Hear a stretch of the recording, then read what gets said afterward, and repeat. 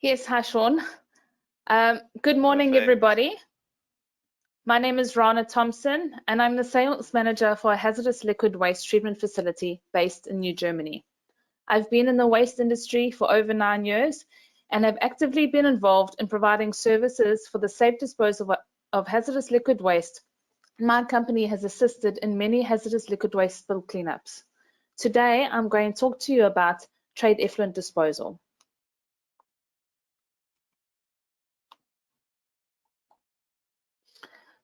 In this presentation, the following topics will be covered. What is a sand, oil and grease trap? Who needs it and how does it work? Maintenance of a sand, oil and grease trap. Here we'll go through what a neglected separator looks like, as well as a correctly maintained one. Then we'll move on to trade effluent disposal. We'll cover what trade effluent is, how it should be disposed of, where it should be disposed of, and who should dispose of it, as well as the relevant certification that is needed. After that, we'll go on to the legal requirements and bylaws. We'll cover the legal limits for discharge into council sewer, and we'll touch on the subject of waste classification and safety data sheets. Then we'll end off with environmental effects, what happens when you don't comply, and how you can be part of the solution. So what exactly is a sand, oil and grease trap? It is a minimum effluent pre-treatment facility for certain industrial processes. The separator system traps sand, oil, grit, and grease before being discharged into the sewage disposal system. It helps to prevent sewer blockages and also minimizes the pollution load going into the sewage treatment works. Each separator system has to have an inlet, at least 3 chambers of 1,000 liters each, and a municipal sampling point which is connected to the sewer. An important thing to note is that before it can be connected to sewer, the site needs to have a trade effluent permit. This permit grants the site permission to legally connect the separator to the sewer system, and it needs to be applied for and authorized by the municipality. It is illegal to connect it without this permit. So who exactly needs a sand, oil and grease trap? It is mandatory for any industry where dirt, oils, petroleum products and greases are washed down from vehicles, equipment or floors. Examples include mini factories, warehouses, wash bays, petrol stations and workshops. So how exactly does the system work? Vehicles or parts would be washed down, would get washed in the wash bay, which has an inlet pipe that allows the substances being washed to go through to the wash bay to the first chamber of the separator. In the first chamber, the oil, which is lighter than water, will float to the top and the sand or grit would sink to the bottom. As you can see, the transfer pipe from the first chamber to the second chamber extends just past halfway down towards the bottom of the chamber. The reason for this is in order to bypass the oil sitting on top of the water and the sludge at the bottom of the chamber, and only allow the effluent to pass through to the second chamber. The process then repeats itself in the second and third chambers to allow for further separation to take place. In the last chamber, there's an outlet pipe which leads out, as well as a sampling point which leads out to the sewage disposal works. This is an example of a neglected trap. As can be seen, there's a huge buildup of sludge at the bottom of the chamber, which has moved up past the bottom of the transfer pipe. This will cause the sludge and oil to now pass from the first chamber through to the second chamber. If the sludge builds up too high, then it will cause a blockage, which will back up in the inlet in the wash bay, causing it to overflow, and it could cause a spillage in the yard and possible stormwater contamination if there are stormwater drains which are close by. In the second chamber, the oil and sludge has managed to pass through and has started to build up towards the next transfer pipe, which will allow some sludge and oils to then transfer through to the last chamber. The last chamber is quite important because basically whatever oil and sludge that is in this chamber would just be discharging straight through to the sewer disposal system, which results in illegal discharge of pollutants, and this could result in warning notices and the relevant fines issued by the municipality. This is what a correctly maintained oil trap should look like. As you'll see, there's minimum oil and sludge levels in the first chamber, which will allow for efficient first stage separation and containment. In the second chamber, there's only microscopic traces of oil particles, and further separation takes place, ensuring that the oil is contained and that no oils or sludges passes through to the last chamber. The third chamber only contains effluent, which is then discharged legally into the council sewer. There should be no oils present in this chamber at all. Another important thing to note is that in order for the separator system to operate correctly, at least the first chamber of the separator should be filled with clean water to allow for separation to take place. Ideally, all three of the chambers should be filled with water, but as a minimum requirement, at least the first chamber needs to be filled. If this is not done, then the system will not function correctly, and all oils that get washed down will simply pass through from one chamber to the next and then straight out to sewer, resulting in illegal discharge. So what exactly is trade effluent?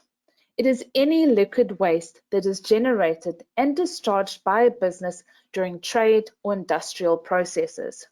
How should it be disposed of and where? All liquid waste should be disposed of by a licensed and permitted waste removal company only, and it should be either taken to a waste treatment facility or a landfill site that has a blending plant. A blending plant allows the waste to be blended with a solid material, usually either ash or cement, which renders the waste solid before it is then dumped onto the landfill site. Recently, there was a new law passed on the 23rd of August last year, which stated that no hazardous liquid waste will be permitted to be disposed of at a landfill site. The main reason for this ban was to protect the groundwater from pollution and also to assist the landfills with the management of their leachate. Leachate is the liquid that drains or leaches from a landfill site. It varies widely in composition depending on the age of the landfill and the type of waste that it contains. It usually contains both dissolved and suspended material from which it passes through. So what exactly does this mean for liquid waste disposal? Basically, it now means that the waste needs to be either blended to render it solid before being disposed of a landfill site, or it would need to be disposed of at a licensed treatment facility. Who should be disposing of your trade effluent? Only licensed and permitted hazardous waste removal companies should be disposed of trade effluent waste. The following licenses and permits are required for the removal, transport, handling, and safe disposal of hazardous waste streams. The company should have a scheduled trade permit, which is issued by City Health and should reflect the correct nature of the service provider's activities.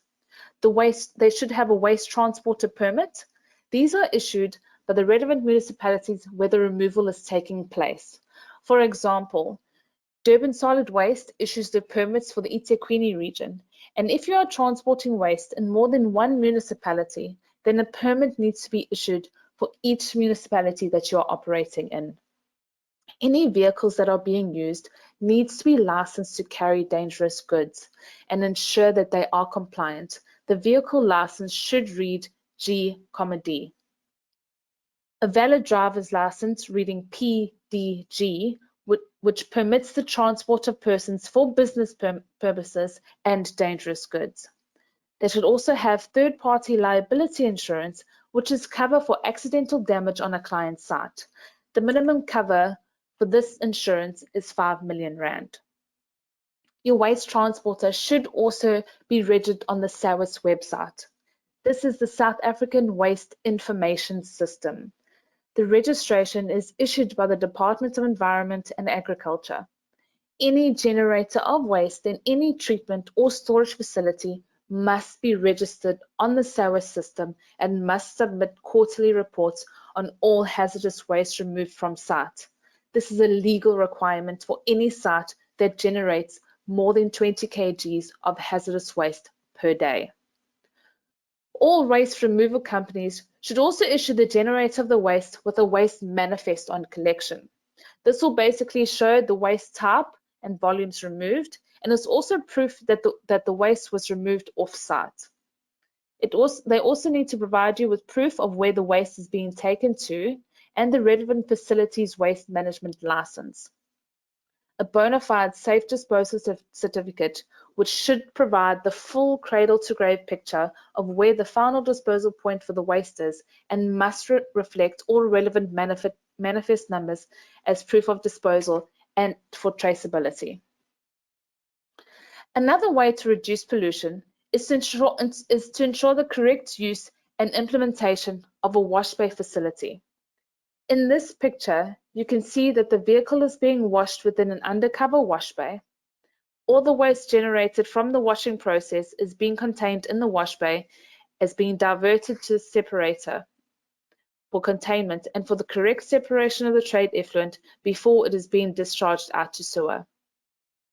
You can also see the correct usage of the stormwater drainage system, whereby the runoff from the roof of the wash bay has been diverted into the stormwater drain, and there's no contaminants that are being discharged into the river.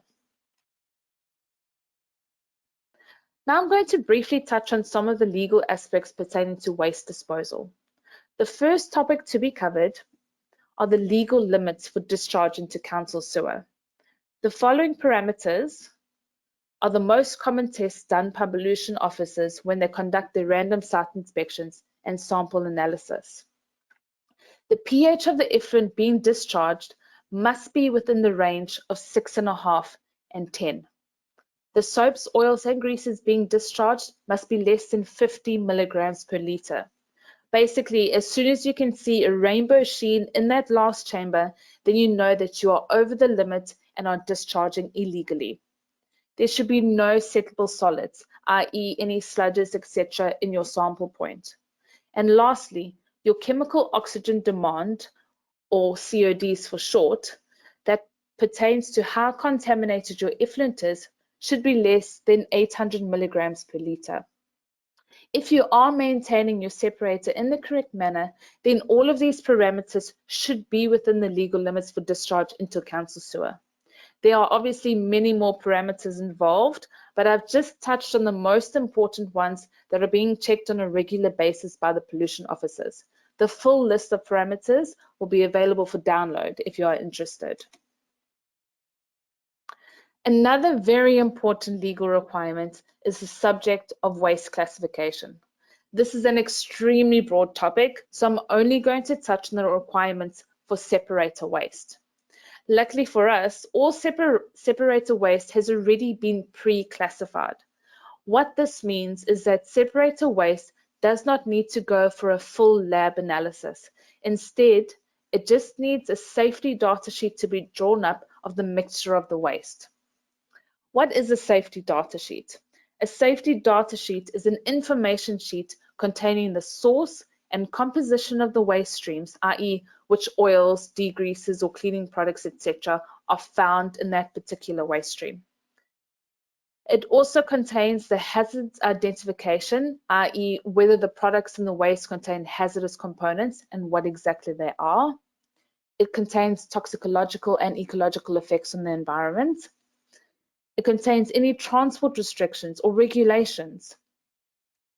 Also the relevant disposal options, whether it has to be disposed of at a hazardous landfill site or whether it should be pre-treated first before disposal. It also contains first aid and firefighting measures, as well as the correct handling and storage measures of that particular waste stream. These are so some of the legal implications of not providing a safety data sheet for the relevant waste stream include: it is completely illegal for any waste transporter to transport hazardous waste without a valid safety data sheet. Fines and penalties will be levied against both the generators of the waste as well as the company that is transporting the waste. No licensed treatment facility or landfill site will accept any waste stream into their facility if the safety data sheet has not been provided to them. Let us move on to some environmental effects. What happens when you don't comply? Have a look at the top left-hand picture. This is an example of a non-compliant waste removal company. These guys were caught illegally dumping oil waste into a random field and contaminating the soil beneath it. The picture on the right is of an oil spill that occurred in Durban Harbour a few years back. Did you know that just 1 litre of oil can contaminate 1 million litres of water? The last picture is what happens to birds when they swim through an oil spill. This is extremely sad to see, and we all need to do our utmost to ensure that we do not allow this type of pollution to put our wildlife and vegetation at risk. We will now move on to another serious problem, the complete disregard for all waste disposal laws and regulations. In this picture, you can see a vehicle is being washed in the middle of the yard, no wash bay facility is on site, and all contaminants that are being washed off the vehicle are flowing directly into the stormwater drain. There's also an overturned drum leaking some sort of product into the stormwater drain as well. From there, it is going straight out into the river and polluting it, causing contamination of the river as well as the wildlife. I'm not sure if any of you have heard about the Doozy River spill, which happened in August last year, and my company was part of the spill cleanup crew on the actual site of Woollerton Oils in Maritzburg. One of the tanks containing caustic had a crack in it and collapsed onto 3 other tanks, causing about 240 tons of caustic to flow directly into the river. You can see by the pictures the devastation that it caused to wildlife, and it completely contaminated the rivers running down from the Doozy and even reaching as far down as the Nanda Dam. Here are a few pollution statistics of what the major causes of pollution in our oceans are. As can be seen, our sewage and industrial waste is a huge portion of it, and collectively it contributes to 40% of the pollution in our oceans. This is quite a large figure. This is where plumbers can help and be part of the solution to help reduce the amount of pollution that is having a damaging and lasting effect on our environment. So what can you do to be a part of the solution instead of the problem? Always make sure that you are using licensed, permitted companies to assist you in the safe disposal of your trade effluent waste. Monitor your effluent on a regular basis and ensure that you are not contributing to illegal discharge into the sewage disposal system. Implement strict waste management policies and green initiatives in the workplace. Ensure that all staff are properly trained and educated on the importance of proper waste management and safe disposal methods. I cannot stress enough to you the importance of educated and trained staff members. Thank you everybody very much for listening this morning, and I hope that this presentation has enlightened you on the importance of correct trade effluent disposal and also on how plumbers can be a part of the solution to the water pollution issues that we are currently facing. Thank you very much, and are there any questions? All right, well done, Rana. We do have a couple of questions here for you. The first of which reads, so a sewer truck and a trailer moving portable toilets would be regarded as moving dangerous goods? Yes. Yeah, it would be, well, on the sewage side, I'm not really too clued up on the sewage side of things. My main focus is on the hazardous waste. So I don't really get into the domestic waste side. But I mean, it is human waste, so I'm assuming it would still be classified as such. All right, perfect. And then the second question I have got here reads, again, you just need to say whether or not you can answer it. Okay. Reads, how safe is it for homeowners to then put the drain acid through the drain? Okay, that would then obviously depend on how strong that acid is, because you have to have a pH of between 6.5 and 10. So if it's not within those parameters, then it is not safe to do so. All right, perfect. And the next question I've got here for you reads, where do you report people not abiding by these laws? Okay, if you see anybody discharging illegally or dumping waste illegally, you have to phone the relevant municipality that the waste is being dumped in. So, for instance, if it's in Durban, you have to phone the eThekwini municipality in Durban and try and speak to a pollution officer. Those are the best guys that you can be in contact with. And they will obviously come out and assess the situation and do the necessary, either issuing the fines or arranging for cleanups and that type of thing. All right, perfect. Well, that is all we do. Okay, so we have got another comment here that's just come in. You can just see if you want to add anything. It reads, I do not think that the local authorities in smaller municipality areas are looking into this. How true is that? Um, that is quite a difficult question because so I work in the New Germany area and we know quite a few of the pollution officers that do patrol that area. And in particular, also the Westmead area in Durban.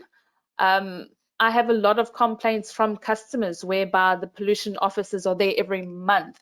So on that side of things, I think it's just probably the pollution officer themselves and whether they are actually patrolling the areas that they are supposed to. Um, because there are many pollution officers and they are patrolling. Some customers are being visited once a month. But also on that side of things, if the customer does not have a trade effluent permit, then the municipality does not know that they have a separator system on site.